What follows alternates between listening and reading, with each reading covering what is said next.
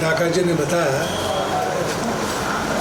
कि 7 तारीख को जो कार्यक्रम है और आने वाले समय में बहुत सारी चीज़ें हैं, और हम एक सबसे पहले हमारा माननीय उच्चतम न्यायालय को बहुत बहुत धन्यवाद देते हैं, आभार व्यक्त करते हैं, जिन्होंने हमारे नेता राहुल गांधी जी के खिलाफ जो गुजरात में फैसला हुआ था 2 साल की सज़ा, उसका उच्चतम न्यायालय ने स्टे कर दिया। उसको फिर से रिवीजन करना पड़ेगा, ये जल्दबाजी का निर्णय वो कैसे किया क्या जाने, पर वो तो इसके लिए हम माननीय न्यायालय को बधाई देते हैं, धन्यवाद देते हैं। और राहुल जी को उन्होंने हर तरह से एक राहत दी है, तो ये सारी एक बहुत बड़ी बात है। उसके साथ ही आज हमारे अखिल भारतीय कांग्रेस कमेटी के अभियान समिति के रूप में मुझे भी यहाँ पर अध्यक्ष नियुक्त किया था।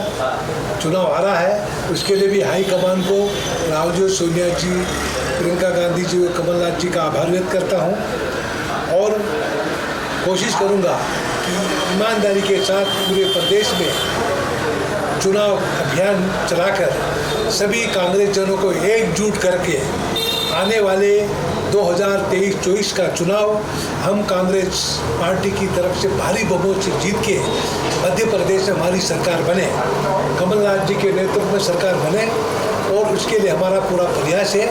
और भारतीय जनता पार्टी 18 साल में आपने देखा है कि उन्होंने 18 साल में बदले की भावना से कार्रवाई करने में लगी रही है। आज जितने भी आदिवासियों के ऊपर अत्याचार हुआ, वो सरकार के प्रेशर से, शिवराज के उनको मदद करने से अपराध बढ़े आदिवासियों के ऊपर।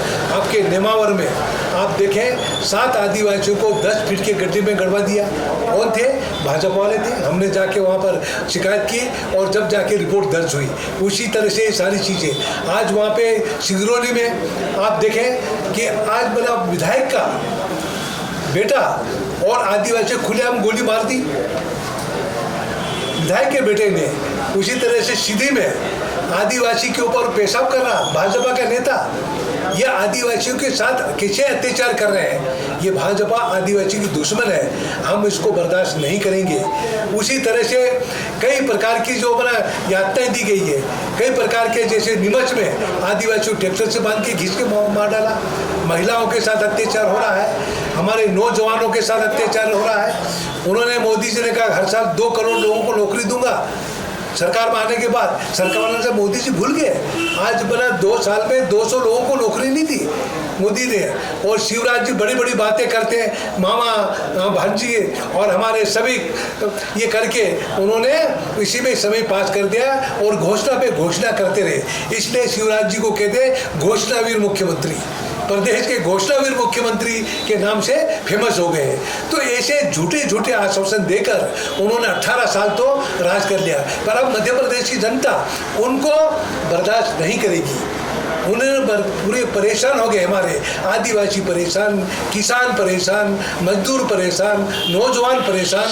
उन्होंने आदिवासी को जो कर्जा माफ़ करने की बात की, 50,000 तक का माफ़ करेगी कहा था, 15 जो लाख रुपया माफ़ कर उनको लोगों को हर खाते में जमा करें, ये कहा था। उन्होंने 1 रुपया नहीं जमा करा, उन्होंने एक काम नहीं किया, पर घोषणाएं करते गए। तो ये सारी चीज़ें, तो इसलिए भाजपा कथनी और करने में कितना बड़ा अंतर आप देख रहे हैं। कांग्रेस जो कहती है वो करती है। हमने, कमलनाथ जी ने कहा था 2-2 करोड़ लाख रुपया हम माफ़ करें, हमने माफ़ किया। बहनों के शादी के लिए 51,000 रुपये देने, वो भी शुरू हो गया था। बिजली का बिल माफ़ करेंगे कहा था, हमने वो भी माफ़ शुरू कर दिया था। उसी तरह से नौजवानों को सम्मान देने की बात थी, वो भी शुरू की थी। पर भाजपा इसमें बौखला कर, हमारे एक अच्छी भली सरकार कमलनाथ जी थी और भाजपा के 2-2 करोड़ में, 30-30 करोड़ में उन्होंने विधायक खरीदे। और विधायक करके सिंधिया को सबसे पहले खरीदा, ज्योतिराज सिंधिया ने 25 विधायकों को 30-30 करोड़ की लालच देके वो ले जाके सरकार गिरा दी। और आज क्या स्थिति हो रही?